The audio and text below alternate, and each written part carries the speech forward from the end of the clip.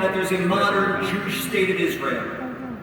Benjamin and his family in England suffered what so many generations of Jews suffered over so many centuries. They suffered anti-Semitism, physical attack. In past centuries, there was no real choice other than to take it. Today, Benjamin and his family had another choice, to go home. And they went home to Israel. And Benjamin put on the uniform of the Israel Defense Forces. He became a sergeant in the Israel Defense Forces.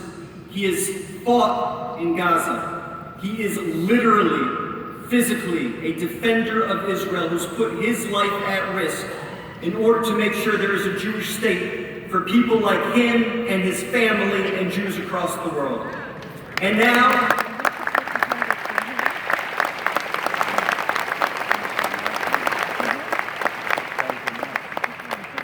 he runs an organization called Our Soldiers Speak, sending soldiers like himself and others with us today to America, to Europe, to show the world the real face of the Israel Defense Forces.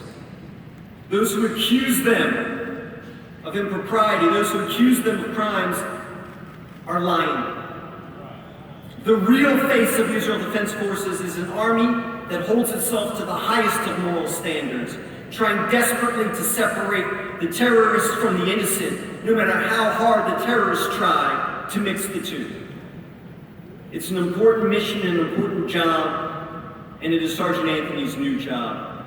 Ladies and gentlemen, please welcome a dear friend, a defender of Israel, Sergeant Benjamin Anthony.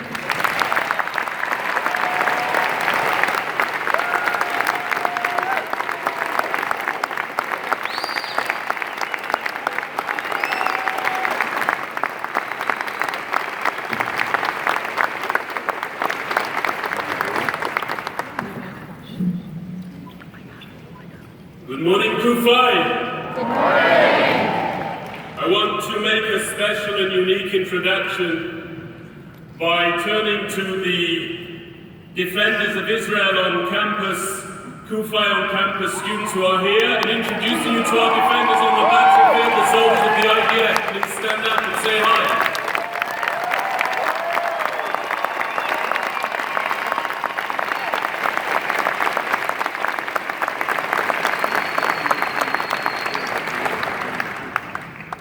My dear friends, it's a wonderful privilege to be here at Kufi. Once again, I believe that this is the 7th year. In Jewish tradition, we take the 7th year off. This time, I've decided to go against that rule. And the way in which I got here makes for some interesting listening. I was in the middle of a lecture tour that took me right across the United States of America, speaking in school after school at the rate of 7 talks per day. And that lecture tour during the course of the week was bookended by Shabbatot, by Sabbath morning speeches that I would give in the synagogues. On one particular morning, I walked into the synagogue with a dear friend of this organization, Rabbi Shaya Kilimnick in Rochester, New York.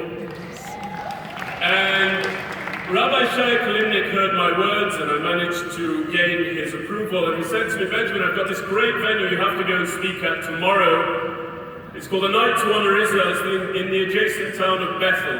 And I said, "That's fine, speak to the rabbi over there, tell him that I'll come." I had no idea that a Night to Honor Israel was a Christian event heralded by a dear friend, Pastor Ron Dominer, over there in that church.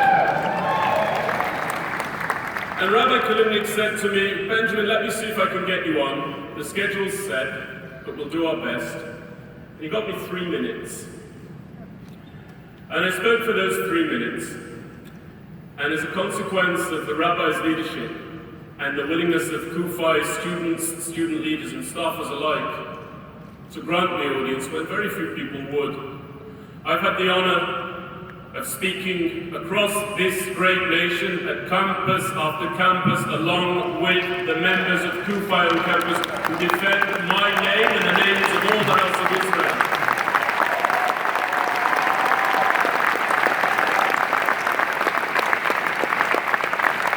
My friends, if you can just do this rarest of things for me, that Rabbi Shaya Kilimnick is currently in a battle for his health and for his happiness, battling against a dreadful illness.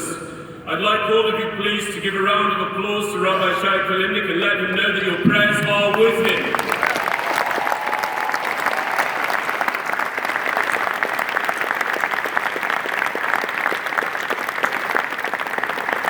Now, 10 years ago, I was in the midst of the Second Lebanon War. That was a brutal